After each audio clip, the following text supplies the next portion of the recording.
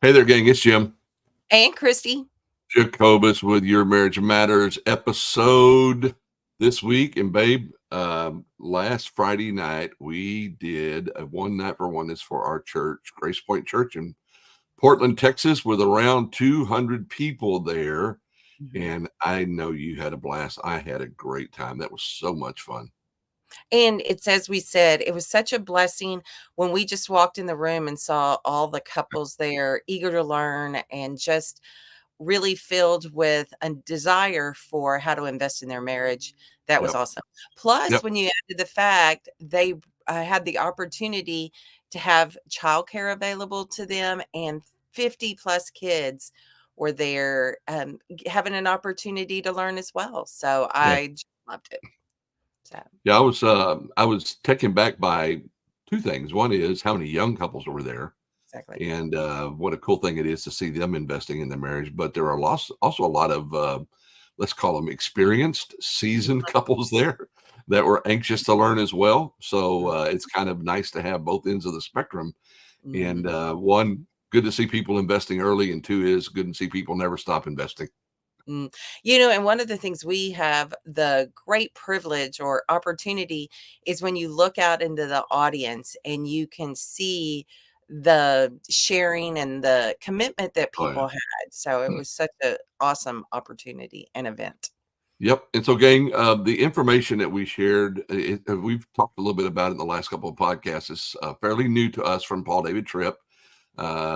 It was information that we used his videos and then we kind of debriefed them.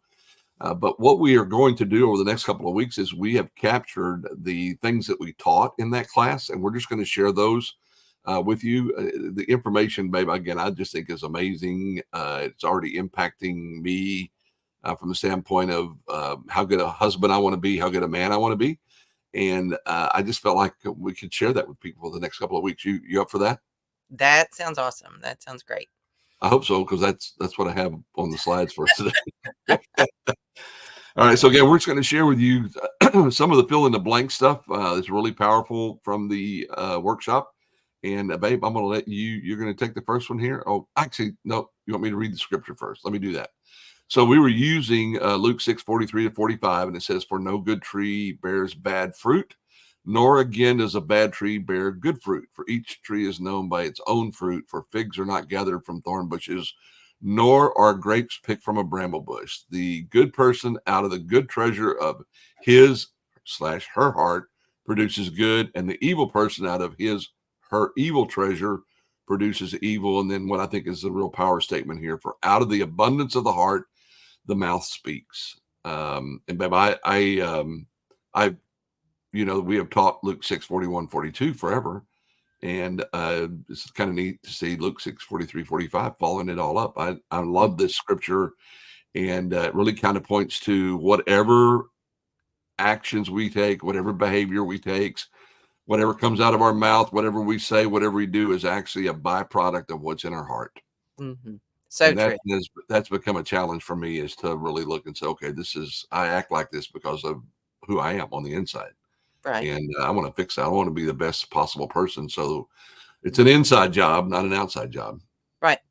And one of the things, and it starts with the first point here, is the importance of the heart in the relationship.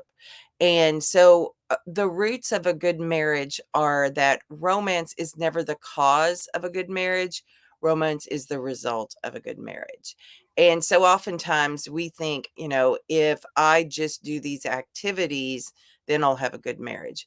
Well, I think the better way to say that, the cause and effect, would be more appropriate to say, if I have a good marriage, romance comes out as a byproduct. Yeah. And so, I encourage clients all the time to go on date nights, to do Hmm. things to make the other person feel loved, to continue to pursue their partner and everything.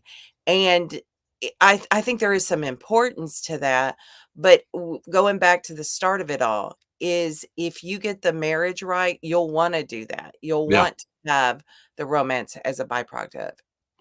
Yeah. I agree with that. One of the things that we saw in the video was that, you can't I mean, we're both romantics. You and I are very romantic in our relationship, very romantic in how we celebrate dates and things like that.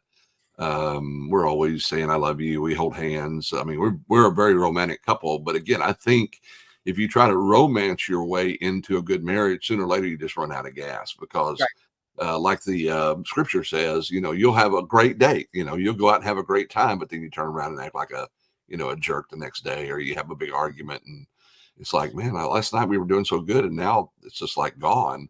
Mhm. But where if you have a great relationship and you're really working on it, you could actually have an argument and come to some agreement and handle it really well, and that would make you feel more in love with the person than ever before because of Right. how you handled something and how Right. together you solved a problem or something that would make you romantic just because of the the shared uh, the shared solving of a problem or the shared dealing with an issue or something like that. Right. Does I does think that make that's so sense? I true. mean, does that sound crazy?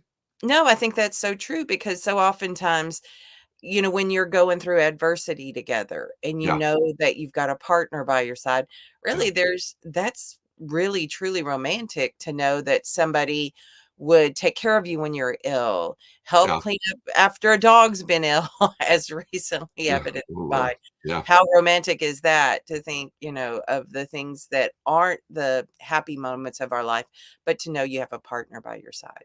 So, absolutely. So yeah, I like that one. And again, I think a lot of people are like going, "Oh, wait a minute, that's actually mhm, pretty good stuff right there." At least I think it is. So, I do too. all right, the second one here I like. Your spouse is never the cause of what you do or say. Mhm, As Tripp likes to say, they may be the occasion for it, but you're never the cause of what I say. mhm, And I like this one, babe, because it puts the responsibility squarely on my shoulders for my mhm, behavior. Now, mhm, it doesn't mean that you might not do something that's really irritating. It doesn't mean that I don't do something that would really frustrate you. But at the end of the day, you can choose how you want to respond to that. And he talked about, someone sitting in traffic is really frustrated because they've got to go somewhere and they get angry, where another person sitting in traffic is kind of taking it easy and listening to a podcast or listening to a book and enjoying the extra time there. Maybe as he was talking about somebody putting on their makeup and mhm, being thankful that they had the extra time. I really like the application here, though, that one couple could have the exact same challenge in life, the same problem in life as another couple, but yet because of how they handle it, it is a real positive to them right. versus the other couple who gets really angry. I really like how this forces me to be responsible for my behavior. Right. And talking about another great opportunity at Grace Point, on Tuesday night when I taught divorce care, one of the things that when you come to the realization that you're responsible for how you treat a situation or Yeah, how you act, then it changes the dynamics. And so often in a relationship, especially one that's conflictual, you'll get in a pattern of how you argue and how you fight. And yeah, when you think another person causes you to do or say something, then it kind of removes your power. So this reminds you that you have the power over what you say and do. And I yeah. And again, we're not a victim anymore. We actually are choosing how we respond to it. And to me, that's a part about this I really love is the whole idea that I get to choose, and that you're not the cause of it. Like I said, you may be the occasion. All Mhm, right, any number of things could be the occasion for me being frustrated, but it's never the cause. And I love the whole empowering part of all of this too. So, yep, yep, that's a good one here. Your spouse is never the cause of what you do or say. They may be the occasion, but again, the scripture, out of the heart, the mouth speaks. Out of the what's inside of us, our actions take place. And like I said, I just love this one. And again, I think sometimes we intellectually can figure this out, but in the moment, we're like going, "You mhm, made me." mhm. No, I didn't make you do anything. I made a mistake. I apologize for that, but I didn't make you say stuff or do Right. things. Yeah, I like this one here. Mhm, The third one that we have is the heart is the causal cord of our personhood, and that is actually the follow up to what we just said. Okay, you're not the cause of how I behave. My heart is. mhm. That means that you know what I like about this too. It just dawned on me is if I think you're the cause of it, I have zero ability to change Right. you. Right. I mean, I have no ability. I have no right. I have Mhm. no standing. I mean, that is God's responsibility and not mine. And so if I realize I am responsible for it, now I can actually do something that I have control over. And Right. so when I realize I'm the cause of it, I'm the cause of how I respond. I'm not the occasion necessarily, but I am the cause of how I respond. Then I have control now. Right. I can do better. Right. And I think that's the empowerment right there is not I'm not subjected to how the stimulus of the world gets there. I can rely on myself to try and change my thoughts and attitudes about, what's going on in the Yeah. situation. Well, that doesn't just apply to marriage either, babe. I mean, So this applies to work. Applies to pickleball. It applies to being in traffic. It applies to every single thing that comes our way. Mhm. Is we're either going to be victim or we're going to be responsible, one of the two. Mhm. And I get a little concerned that we're raising an entire generation of victims right now. That makes me a little nervous. Yeah. But again, I think what I love about these two are I now have responsibility. Mhm. And you know what? I like the whole idea of not making you responsible too. I like Right. the whole idea of saying you're not my responsibility. I doesn't mean that I'm not going to be there, and we'll teach in next week still that I am a tool for God to use in your Mhm. growth, but I am not responsible for your growth. Right. And it kind of goes back to what we oftentimes say.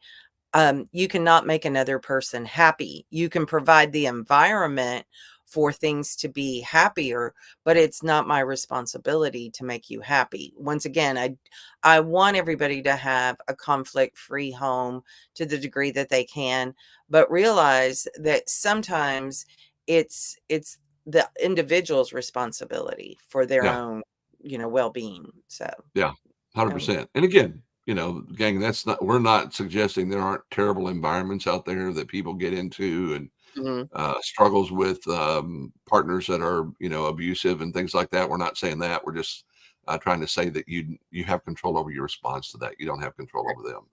And right. again, I think that's a great message right there. So, and then Mhm. the last one we have for this week, babe, follows right along. Mhm. Very simply, out of the heart, the mouth speaks and everything. So that just tells me once again that if we work on having a good heart and a pure motive, then what will come out of that as a byproduct is the fruits of what we hope to sow. And so I think that's simple but so profound. What are your Yeah. thoughts? And so, babe, I'm curious. What would you teach people to do in order to work on their heart, to work on their response? What are some things you teach your clients? Well, there's so many things that would want to explore with them, like what is at the source of it. And I think oftentimes people will feel certain things, like they'll have a certain emotional response to stuff. And emotions are there to protect us, but emotions aren't always facts. And one of the Yeah. things that I oftentimes hear is you can't outthink an emotional problem and then you can't outfeel a logical problem. Right. So I think there's an opportunity there, and I certainly wouldn't want to tell people just sweep negative emotions out because they're there for a reason. Explore them, approach your thoughts often with curiosity and compassion. What is going on? What is at the heart of this? What is causing me to feel a certain negative emotion?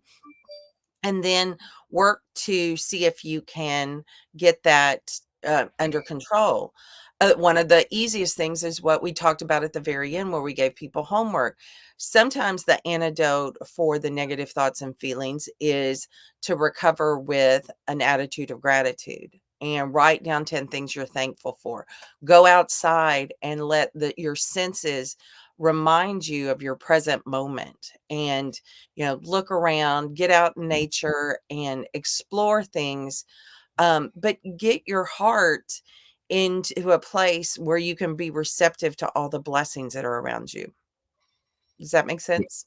Yeah, no, 100%. I totally agree. I was thinking as you were talking there too, one of the things that I like is if I become a student of you and I know who you are, and I know it scares you, and I know what makes you nervous, and I know what irritates you or things like that, then that helps because I can be proactive and not become the occasion for your frustration. I'm Mhm. not the cause, but I can try not to be the occasion for your frustration So true. by doing things that are not doing things that I know that might frustrate you, but also doing things I know that warm your heart, that make you feel loved, that encourage you. I can be, I can be all kinds of occasions. Mhm. But like I said, becoming a student of your spouse, if I know you well, and I do, Mm. not completely, which I like that as well. But if I know you really well, I can be careful not to be the occasion. Again, doesn't mean I walk around the house on eggshells. It just means that I am aware of things that might Mm. frustrate you, and I become intentional about not doing things that might frustrate you. But I can also become very intentional about doing things I know that warm your heart. Mhm. And getting out there, think about that. Just think about, we want to avoid being a problem. Right. That's always true, and we'll talk about that more next week in trust and things like that. We talked about it a lot last week, Meg, about how much trust is important Mhm. by doing what I say I'm going to do, and not not being a problem, but Mhm. being proactive about being a source of things that I know that make you feel loved. To me, that's a great antidote for this as well. So, Mhm. we're talking about out of the heart, the mouth speaks negatively. But if I'm doing things that make you feel loved and everything, you just said a while ago, I told you I loved you, and you go, I love it when you tell me you love me, Mhm. and I do it a lot, and I like that you like that I say I love you and all Mhm. those kinds of things. So anyway, that was one of 3 weeks we're going to do about these marriage tips. And again, let's just keep in mind how important it is to recognize that um, we are our source of all that comes out of us. All right, everything that happens is not about what's around us; it's about what's inside of us, and we want to manage it well.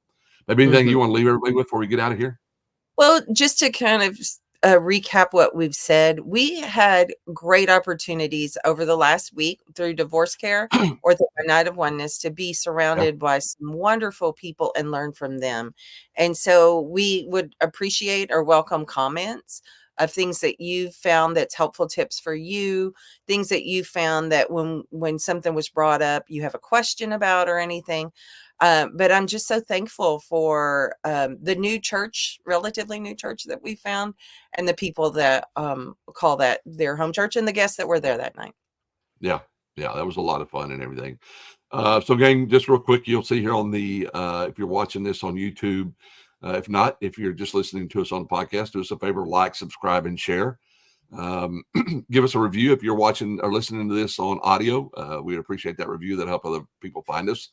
And if you'll subscribe to the podcast, or if you're on YouTube, subscribe to the YouTube channel. We'd really appreciate it. The Mhm. more people that are on there, the more they will share with others. And then obviously we'd love it if you'd share that with people that you feel like maybe get value from this, because this stuff is important to us. And also, we'd encourage you to join our Facebook group, Your Marriage Matters. Go over there and join us. And we have all kinds of other resources there as well. So, babe, I really, really enjoyed doing the workshop. Thanks to John and Megan Warren. Thanks to the staff there for giving us the privilege of doing that. For all those of you that were in attendance, we are thankful for that. We had a great time. Never, ever, ever, ever, ever forget your marriage matters. It matters to you. It matters to your family, your community, your work. It matters to us. And our goal here with the your marriage matters is to make sure you experience everything you dreamed of when you said, I do. Babe, I love you. And let's go have a great week together. That sounds awesome. Bye for now, gang. Love you. Bye bye.